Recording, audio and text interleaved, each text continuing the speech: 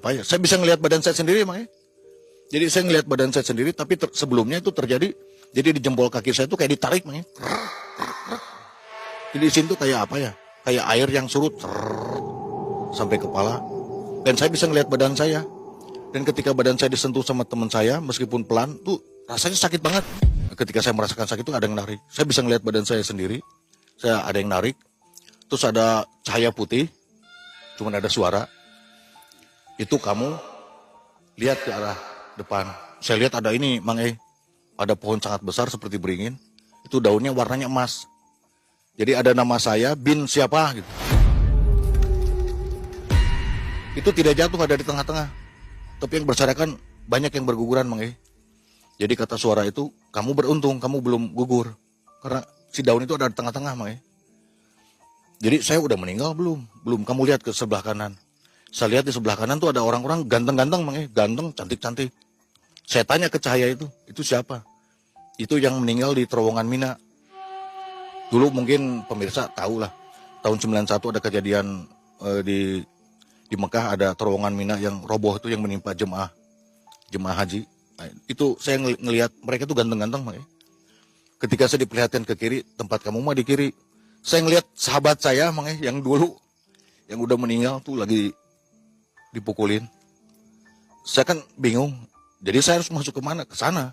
Karena yang kamu sembah itu beda. Salah yang kamu sembah itu. Suara itu Mang yang ngasih tahu. Itu dalam keadaan mati suri ya? Mati suri ya Mang. Ini kenapa saya bisa ngelihat teman saya lagi dipukulin gitu. Banyak banget, terus banyak teriakan, wow ampun, Allah Akbar. Wah pokoknya jeritanya, kalau saya dengar mungkin saya nggak tahan, untuk yang kedua kali mungkin saya nggak tahan. Saking banyaknya jeritan-jeritan.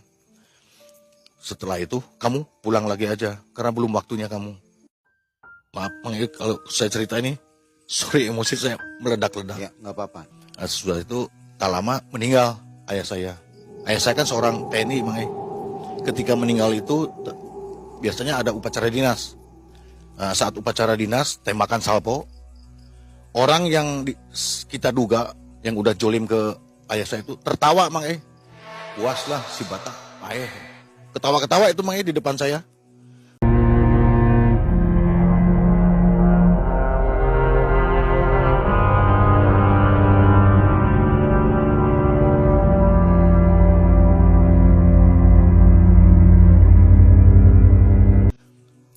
Saya sebetulnya udah emosi Mang ya, karena ya namanya juga dalam keadaan berkabung, mereka kok dengan teganya tertawa begitu ya Mang ya, setelah pemakaman selesai, di situ terpupuk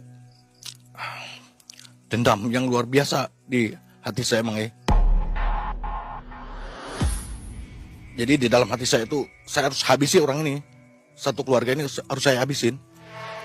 Modusnya apa mereka mencelakai orang tua? Itu diduga karena rumah yang mereka ingini dibeli sama keluarga kita Mang. Jadi mereka tidak terima. Mulai dari puasa saya lakonin. Puasa 41 hari yang satu harinya tuh harus melek. Gak boleh tidur sama sekali. Jadi kalau dihitung tuh 41 dengan melek itu Mang. Mulai dari pasang gotri, terus gabah itu. Saya minum gabah, terus di black ini saya pernah. Kalau puasa Muti saya juga pernah Mang.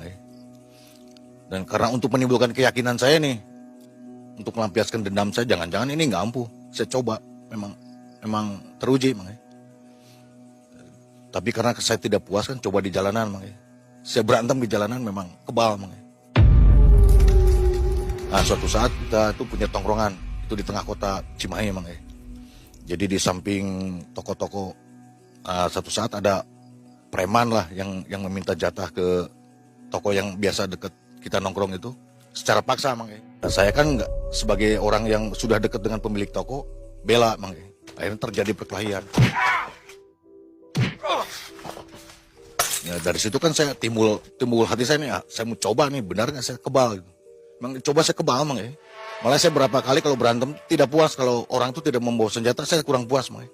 Saya suruh pulang dulu, kamu pulang dulu bawa senjata. Kalau cuma tangan kosong, saya kurang pas, jadi kurang meyakinkan saya kalau saya ini mempunyai kekuatan kanuragan lah, kayak gitulah Mang. Sampai suatu saat saya pernah masuk penjara, Mang. Kasus 351 berantem, Mang. Iya, kasusnya awalnya saya lagi jalan, Mang. Orang itu kayak ngeledek gitu, Mang. Ya, setelah mempunyai ilmu itu saya rasakan saya cepat emosi, temperamen, Mang. Jadi saya samperin, saya hajar orang itu, Mang.